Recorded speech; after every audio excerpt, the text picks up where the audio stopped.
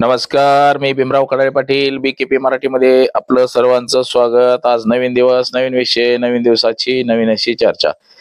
आज चर्चा घेऊन आलोय म्हणजे बघा, बिहार मधल्या निवडणुका झालेल्या आहेत. मग मुख्यमंत्री पदाचा सुद्धा शपथविधी झालेला आहे मित्रांनो. परंतु ह्या निवडणुका कशा जिंकल्या गेल्या, काय झालं, खरंच ह्या निवडणुकांमध्ये मतदानाचा घोटाळा झालाय का? त्यातच बघा महाराष्ट्रभर तर सगळं वादविवाद सुरू आहे. महाराष्ट्रभर असेल, देशभर असेल, मतदानामध्ये मतदानाच्या याद्यामध्ये कसा घोळ चाललेला आहे, कशा पद्धतीनं काय सुरू आहे, हे सगळं आपण रोज पाहतोय. त्यातच निवडणूक आयुक्त ज्ञानेश कुमार, म्हणजे आपल्या देशाचे जे निवडणूक आयोग आहेत ज्ञानेश कुमार, हे मात्र मुख गिळून शांत गप बसलेले आहेत. ह्याच्यावरती काही बोलत नाहीत. त्यांच्या आशीर्वादानं बिहारमध्ये मशीन मध्ये घोळ झाला असं बोललं जातं आणि काही जणांचं असं मत आहे की त्याच्यामध्ये 25,000 मतांची सेटिंग लावलेली होती, त्यामुळे हे सगळं सरकार निवडून आलंय. तर याच विषयाची आज चर्चा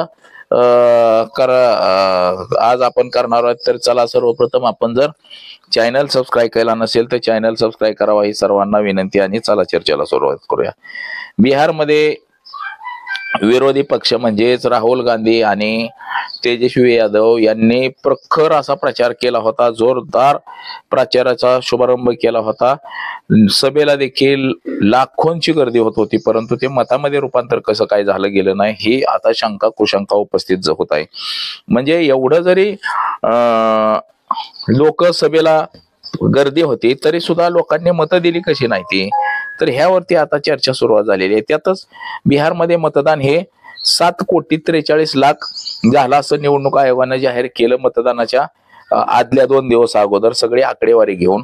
परंतु ती पुढे जाऊन 7,45,00,000 झाली. म्हणजे 3 लाख जे मतदार वाढले गेलेले आहेत, हे कसे वाढले, कुठले वाढले, ह्याच्यावरती आता शंका उपस्थित व्हायला लागलेल्या आहेत की बाबा हे मतं कसे काय वाढले. म्हणजे तुम्ही जे सांगितलं गेलं आम्हाला 7,45,00,000 मतदान झालंय, 7,43,00,000 मतदान झालंय, आणि हे 7,45,00,000 मतदान कसं काय झालं, म्हणजे 3 लाख मतं कशा पद्धतीनं वाढले गेलेली आहेत हे ह्याच्यावरती सुद्धा शंका उपस्थित झालेली आहे. आणि यामुळं महाराष्ट्रभर आणि बिहारमध्ये आणि देशभर सगळीकडं मतदार याद्यांमध्ये जो घोळ आहे, हा घोळ कशा पद्धतीनं हे पुढे आलं गेलेलं आहे. त्यातच मुंबईमध्ये सुद्धा बघा, आपण पाहिलं की मुंबईचे जे सदा सरवणकर आहेत माजी आमदार, त्यांच्या जावयाचं नाव सुद्धा त्यांच्या मतदारसंघामध्ये नोंदलेलं आहे. त्यांच्या जावयाचं नाव पनवेलमध्ये सुद्धा नोंदलं गेलेलं आहे. म्हणजे डबल दुबार नावं कशा पद्धतीची नोंदली गेलेली आहे. म्हणजे हा जो निवडणूक आयोग आहे, या निवडणूक आयोगानं ह्या सगळा घोळ करून ठेवलेला आहे याद्यांचा, आणि निवडणूक कार्यक्रमाचा बट्टाबोळ करून ठेवलेला आहे असं टीका टिप्पणी होत आहे. त्यातच मतदानाच्या ज्या चिठ्ठ्या चपाट्या, हे सगळं कसं पद्धतीनं आपण सगळं पाहिलं गेलेलं आहे की हे मतदान प्रक्रियेमध्ये कसा गोंधळ निर्माण केलेला आहे त्या बिहारच्या निवडणुकांपासून. तर हा मुद्दा फार प्रखर असा गाजत जातोय.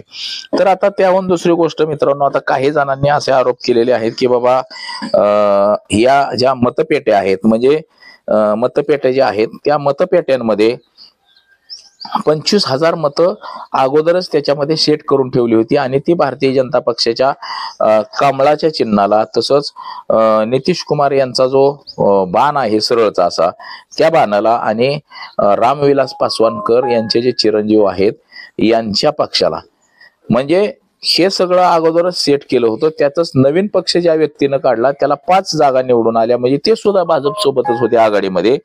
नवीन माणसाला सुद्धा उमेदवार निवडून आले गेले, आणि काँग्रेस सारख्या मोठ्या पक्षाला तिथं 4-5 जागा मिळाल्या गेल्या. तेजस्वी यादवांना 22-23 जागा मिळाल्या गेल्या. म्हणजे हे एकदम षडयंत्र सगळं ठरवून केलंय असं काहीसं बोललं जातं मित्रांनो. आता मशीन खरंच हॅकिंग करता येते का, त्याचं सुद्धा एक सोपं गणित आहे मित्रांनो. आपण जर मोबाईल मध्ये जर एखादा प्रोग्राम सेट करत असलो, म्हणजे समजा जर एखाद्या युट्यूबर्सला किंवा एखाद्या चॅनलवाल्याला जर उद्या बातमी जर टाकायची असेल, म्हणजे किंवा 2 दिवसांनी जरी टाकायची असेल त्याला, तर त्याच्यामध्ये टायमर असतो, तो टायमिंग सेट केला जातो. म्हणजे बातमी डाउनलोडला टाकली जाते, आणि त्याला टाइम लावलं जातं की दुसऱ्या दिवशीचा किंवा तिसऱ्या दिवशीचं 12 वाजताचं असं टायमिंग लावलं जातं आणि ती बरोबर 2 दिवसांनी बातमी 12ला बरोबर ती अपलोड होत असते. तर असंच काहीच पद्धत ही मत पेट्यांची सुद्धा आहे, त्या ईव्हीएम मशीनची सुद्धा आहे मित्रांनो, की ईव्हीएम मशीन जे आहे या ईव्हीएम मशीनला सुद्धा टायमर लावता येतो, सेट करता येतं. समजा जर मतदानाची मोजणी जर समजा 22 तारखेला असेल तर त्याला 22 तारखेचा 10 वाजताचा टायमर लावता येतो आपल्याला आणि किती मतं त्याच्यामध्ये सेट करता येतात हे सुद्धा आपल्याला करता येत असेल असं विरोधकांनी आरोप केलेला आहे. म्हणजे 25,000 मतं ही प्रत्येक पेटीमध्ये सेट करून ठेवली होती आणि त्याचं टायमिंग मतमोजणीच्या दिवसाचं 10 वाजताचं लावलेलं होतं. बघा, सकाळच्या सत्रामध्ये आपण जे निवडणुकीचे निकाल पाहत गेलो त्याच्यामध्ये संमिश्र असा निकाल होता. त्यामध्ये काटेची टक्कर आपल्याला दाखवली गेली होती, म्हणजे काटेची टक्कर चालू आहे असं. म्हणजे सकाळच्या सत्रामध्ये सकाळी 8ला मतदान सुरू झालं, 8 ते 10 वाजेपर्यंत सरकार कोणाचं निवडून येईल हे सांगता येणार नाही असं आपल्याला दाखवलं जात होतं. परंतु 10 वाजल्याच्या नंतर मात्र हे सरासरा एकदम भारतीय जनता पक्ष, नितीश कुमारांचा पक्ष हा पटापटा ते मत पुढे गेले. आणि हे कशा पद्धतीने गेले हे आपण नेहमी बघतो की 10 वाजेपर्यंत हे संमिश्र निकाल असतात, काटेकी टक्कर दाखवली जाते. परंतु 10 वाजल्याच्या नंतर मात्र अक्षरशः पटापटा ते पुढे उमेदवार निघून जातात. म्हणजे जे 25,000 मतांचं जे टायमिंग सेट केलेलं असतं त्याच्यामध्ये ही मतं अक्षरशः 10 वाजल्याच्या नंतर ते पटापटा निघायला सुरुवात होतात ते निकालापर्यंत, म्हणजे लावलेलं असतात ते 10 ते समजा निकाल 1 तास 2 तास 3 तास अशा पद्धतीनं लावलेलं असतं 1 वाजेपर्यंत टायमिंग. मग तेवढ्या वेळामध्ये ते सटासटा त्या उमेदवाराला 25,000 मतं जास्तीची अधिकची पडत राहतात. म्हणजे त्याच्यामध्ये समजा एखाद्या पेटीला आता हे कसं केलेलं 25,000 मतं गुणिले भागिले तालुक्यामध्ये जर 150 ईव्हीएम मशीन असतील तर त्याच्यामध्ये ते सेट केले जातात. 150 मशीन मध्ये 25,000 मतं ते डायरेक्टली एका पक्षाला लावून दिलेला असतो तो टायमर आणि त्या पक्षाला ते पडत राहतात. समजा बीजेपीच्या कमळावरती लावलं तर ते 25,000 मतं अधिकची त्या कमळाला पडणार. म्हणजे निवडून येणारा उमेदवार हा 20,000 22,000 मतांनी किंवा 25,000 किंवा तो पडणारा जरी असेल 10,000 तरी तो 15,000 निवडून येतो किंवा 20,000 त्याचा पराभव होणार असेल तर तो 5,000 निवडून येतो. तर बिहारमध्ये 97 ठिकाणी 2,000 1,500 500 200 अशा मतांनी लोक निवडून आलेले आहेत. म्हणजे याचा अर्थ असा आहे की ह्याच्यामध्ये तो टायमिंग सेट करता येतो आणि त्याचं टायमिंग सुद्धा लावता येतं. तर निवडणुकीच्या मतदानाच्या मोजणीच्या दिवसाचं त्याचं टायमिंग लावायचं, तारीख सेट करायची आणि 10 वाजताचा तो प्रोग्राम लावायचा. म्हणजे सकाळच्या सत्रामध्ये एकदम काटेकी टक्कर दाखवली जाते आणि 10 वाजल्याच्या नंतर मात्र एकतर्फी निवडणूक झाल्याने आपल्याला कुठेतरी दिसते मित्रांनो. तर हे सगळं अशाच पद्धतीनं चालतं आणि तो टायमर सुद्धा लावला जातो.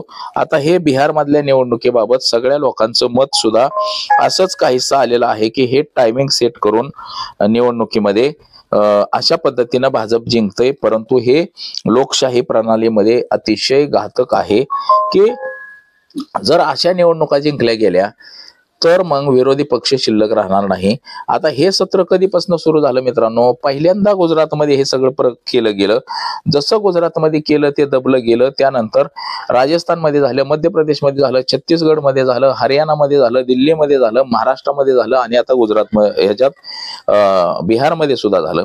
आता पश्चिम बंगाल उत्तर प्रदेशच्या निवडणुका आहेत, या ठिकाणी सुद्धा हे अशा पद्धतीनं काहीच केलं जाईल. म्हणजे अगोदरच टायमिंग सेट केला जाईल आणि त्या सेट केलेल्या टायमिंग मध्ये बरोबर ह्यांचीच लोक सगळे निवडून येतील असं सध्याचं तरी चित्र आहे मित्रांनो. आता यामुळं विरोधी पक्ष हा व्यथित झालेला आहे, कथित झालेला आहे. यात आता विरोधी पक्षानं एकच भूमिका ठेवली पाहिजे की बॅलेट पेपरवरती निवडणुका घ्या, तेव्हाच आम्ही निवडणुका लढवू, अन्यथा आम्ही निवडणुका लढवणार नाही, अशी काहीशी भूमिका ही विरोधी पक्षाच्या लोकांनी घेतली पाहिजे.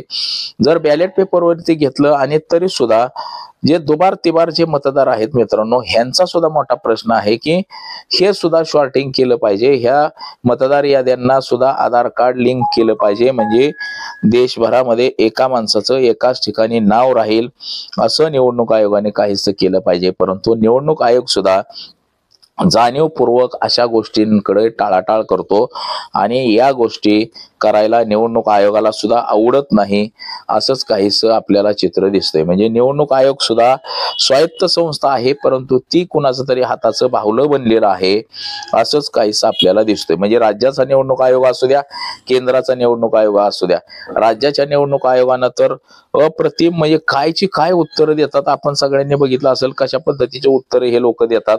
आणि ह्याच्यावरती काही सुपडा साप म्हणजे काही बोललं जात नाही, कारण की ही सगळी दादागिरी, दहशतगिरी सगळं सध्याचं वातावरण सुरू आहे. भाजपकडून किती पैसे वाटले, काय केले, काही तरी ते घाबरले जात नाहीत.